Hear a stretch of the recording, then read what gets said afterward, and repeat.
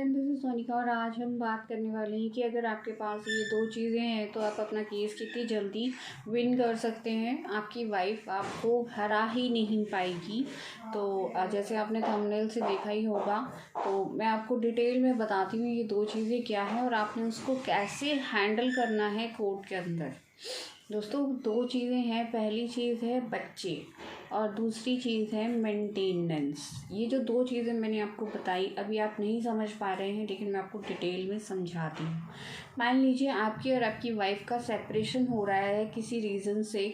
आपकी वाइफ आपसे डिवोर्स लेना चाहती हैं या वो घर छोड़ के जाना चाहती हैं, तो आप क्या करेंगे? अगर आपके बच्चे हैं, छोटा है, बेबी है, बड़ा है, वटएवर, कितने भी बड़े हैं या छोटे हैं, आप उन्हें अपने पास रख लीजिए, वाइफ को मत दीजिए। अगर आपके बच्चे आपके पास रहेंगे तो आपकी वाइफ कुछ भी नहीं कर पाएंगी और बहुत जल्दी केस हार जाएंगी। बच्चे जो होते हैं ना दोस्तों, कोर्ट हमेशा कंसिडर करती है, बच्चों का फेवर लेती है। बच्चे जिसके पास रहते हैं उसकी जीतने की जो सिचुएशन होती है वो हमेशा ज़्यादा होती है। अगर बच्चे हस्बैंड के साथ रहते हैं, फादर के साथ रहते हैं, तो हमेशा फादर की सिचुएशन अच्छी रहेगी कोर्ट के अंदर। और अगर बच्चे मदर के साथ रहते हैं तो मदर को ज़्यादा विन विन सिचुएशन रहेगी, मतलब जल्दी केस मदर जीतेगी, क्योंकि कोर्ट या फिर पुलिस दोनों ही इस बात को कंसिडर करते हैं कि बच्चे किसके पास हैं। जैसे मान लीजिए बच्चे आपके पास हैं, तो कोर्ट इस बात को कंसिडर करेगी कि आपने बच्चे रिटेन रखे हैं, अपने पास रखे हैं, आप उनका सारा काम करेंगे, आप उनका सारा ख्याल रखेंगे, आप उनका फ्यूचर सिक्योर करेंगे, तो वो आपकी तरफ ज़्यादा लॉयल रहेंगे। वैसे ही मतलब उनका ज़्यादा ध्यान आपकी तरफ आकर्षित होगा, तो वो वाइफ का केस जो है बड़ी जल्दी हार जाएगी आपकी वाइफ। और अगर वाइफ के पास रहेंगे बच्चे तो वो वाइफ को फेवर करेंगे कि वाइफ सारा काम कर रही है, बच्चों का, उनका भरण पोषण, उनका खर्चा, उनकी शादी, उनकी पढ़ाई, ईच एंड एवरीथिंग।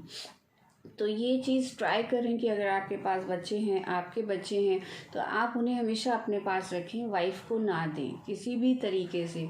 और आपको कोई भी ज़बरदस्ती नहीं कर सकता इस बात के लिए कि बच्चे आप मदर को दे दीजिए, बच्चों को आप अपने पास नहीं रख सकते। ऐसा नहीं होता है, किसी भी कानून में, किसी भी एक्ट में ऐसा नहीं लिखा गया है कि बच्चे जो है फादर के पास नहीं रह सकते और हमेशा मदर के पास ही रहते हैं। ये एक छोटी सी थिंकिंग है कि बच्चे छोटे हैं तो उन्हें मदर के साथ ज़्यादा अटैचमेंट होती है। ऐसा नहीं होता है, बच्चे फादर भी पाल सकते हैं। और आजकल तो बहुत सारे ऐसे केसेस आए हैं जिनके अंदर फादर अपने बच्चों को मदर से ज़्यादा अच्छी तरीके से संभालते हैं। तो ऐसा नहीं है। आपके अगर बच्चे हैं और आपको लग रहा है कि आपकी वाइफ आपका घर छोड़ के जा रही हैं, ये किसी बात को लेकर झगड़ा कर रही हैं, तो आप अपने बच्चों को अपने पास रख लीजिए, वाइफ को मत दीजिए। ये तो है फर्स्ट सिचुएशन जहाँ पर आप कोर्ट में अपना केस जीत सकते हैं। अब है सेकंड सिचुएशन, मेंटेनेंस की। ये इसी के साथ लिंक है दोस्तों। अगर आपकी वाइफ अगर बच्चे ले गई तो वो मेंटेनेंस मांगेंगी कोर्ट के अंदर, कोर्ट में मेंटेनेंस मांगेंगी, तो आपको एक अमाउंट पर मंथ अपनी वाइफ को देना पड़ेगा। आप समझे, वो अमाउंट कुछ भी हो सकती है। अगर आपके एक बच्चे हैं, दो बच्चे हैं, उन सब का पालन पोषण, आपकी वाइफ की मेंटेनेंस, तो ये सारी चीज़ें कंसिडर कोर्ट करती है। पुलिस भी ये सारी बातें कंसिडर करती है। तो आपको मेंटेनेंस ज़बरदस्ती देना पड़ेगा। और अगर आपके पास रहेंगे बच्चे तो आपको कोई मेंटेनेंस नहीं देना पड़ेगा, आप क्योंकि सारा खर्चा बच्चों का तो आप ही उठाएंगे, वाइफ तो नहीं उठाएंगी। तो जब आप अपने पास बच्चे रखेंगे तो आपको मेंटेनेंस भी नहीं देना पड़ेगा। और एक और बात है मेंटेनेंस से जो अटैच्ड है, आपको ये देखना है आपकी वाइफ कहीं काम करती हैं, कहीं जॉब करती हैं, और वो कोर्ट में जाके ये तो नहीं कहती कि मैं कहीं काम ही नहीं कर रही हूँ, मेरे पास तो कोई सोर्स ऑफ इनकम ही नहीं है। तब आपको वो प्रूव करना है कि जी मेरी वाइफ काम करती हैं, वो यहाँ काम करती हैं। आपको उनके एविडेंस कोर्ट के सामने दिखाने हैं। अगर आप ये प्रूव कर देते हैं कि आपकी वाइफ काम करती हैं, उनके पास एविडेंस आपके पास हैं उनकी इनकम के, तब तो आपकी वाइफ केस हार जाएंगी। ट्रस्ट मी, आपकी वाइफ बिल्कुल भी केस नहीं जीत पाएंगी और आपका सिचुएशन विन विन हो जाएगा, आप जीत जाएंगे। तो ये जो दो चीज़ें जो मैंने आपको बताई, ये आपको बहुत ज़्यादा ध्यान रखनी है अपने मेंटेनेंस के केस के लिए, अपने डिवोर्स के केस के लिए। ये दोनों चीज़ें आपको अपनी वाइफ के अगेंस्ट फेवरेबल केस विन कराएंगी। आपको ज़्यादा जल्दी आपका ऑर्डर जो है आपके फेवर में आएगा। आई होप आपको पूरी बात समझ आ गई होगी कि ये 2 बातें आपको ख्याल रखनी है। और वैसे मैंने यूजुअली देखा है ज़्यादातर वाइफ्स जो होती हैं वो अगर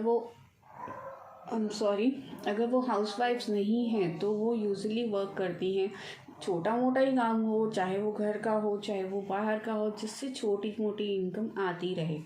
तो ऐसा अगर आपकी वाइफ भी ऐसा करती हैं तो बस आपको उनके अगेंस्ट एविडेंसेस जुटाने हैं। दोस्तों मैंने बहुत जगह देखा है, क्या होता है लेडीज़, पुलिस और कोर्ट, ये चीज़ हमेशा ध्यान रखिएगा। लेडीज़ की तरफ पुलिस और कोर्ट हमेशा सॉफ्ट हार्टेड रहेंगी, ये हमेशा याद रखिएगा। सॉफ्ट हार्टेड होती है, पुलिस भी होती है, कोर्ट भी होती है। बट अगर आप अपने एविडेंसेस अच्छे से प्रूव कर सकते हैं, आप दे सकते हैं, तो कोर्ट आपकी तरफ भी फेवरेबल हो सकती है। ऐसा नहीं है कि कोर्ट को मर्दों से दिक्कत है या फिर आदमियों से बहुत परेशानी है, ऐसा नहीं होता है दोस्तों। कोर्ट हमेशा एविडेंसेस पर ही जजमेंट देती है, इस बात को हमेशा ध्यान रखें आप। कोर्ट हमेशा एविडेंसेस पर जजमेंट देती है। एविडेंसेस आपके अच्छे हैं, आपके जेन्युइन प्रूव हो रहे हैं, तो आपके फेवर में केस आएगा। अगर आपकी वाइफ के एविडेंसेस ज़्यादा हैं, आपकी वाइफ का केस ज़्यादा स्ट्रॉन्ग है, आपको जब भी केस लड़ना है अपनी वाइफ के अगेंस्ट, आप अपने स्ट्रॉन्ग पॉइंट्स चेक कीजिए क्या हैं, आप उनके स्ट्रॉन्ग पॉइंट्स चेक कीजिए क्या हैं, उनके स्ट्रॉन्ग पॉइंट्स को कैसे वीक बनाया जा सकता है ये चेक करें आप ये नहीं देखें कि मैं अपने स्ट्रॉन्ग पॉइंट्स को कैसे वीक करना है, ना, आप उनके स्ट्रॉन्ग पॉइंट्स को कैसे वीक करना है ये देखना है आपको, ये समझना है आपको। क्या होता है जब हम अपने स्ट्रॉन्ग पॉइंट्स को ही देखते रह जाते हैं और सामने वाले के स्ट्रॉन्ग पॉइंट्स को नहीं देखते, तो हमारा केस जो है वो वीक हो जाता है। तो हमें क्या करना है, सामने यानी आपकी वाइफ जो हैं उनका केस को वीक करने के लिए उनके स्ट्रॉन्ग पॉइंट्स को वीक करना है। आपको ये चीज़ ध्यान रखनी है। मैंने आपको इनडायरेक्टली सारी चीज़ें समझा दी हैं आपको कैसे करनी है, लेकिन फिर भी अगर आपको किसी भी क्वेरी हो या कोई भी लीगल आप समझना चाह रहे हो तो आप प्लीज़ मुझे कमेंट करके ज़रूर बताइएगा। तो आई होप आपको ये पॉइंट समझ आ गए होंगे जो मैंने आपको दोनों पॉइंट्स एक्सप्लेन किए हैं। तो दोस्तों मिलते हैं हम जल्दी ही नेक्स्ट वीडियो में। Thank you.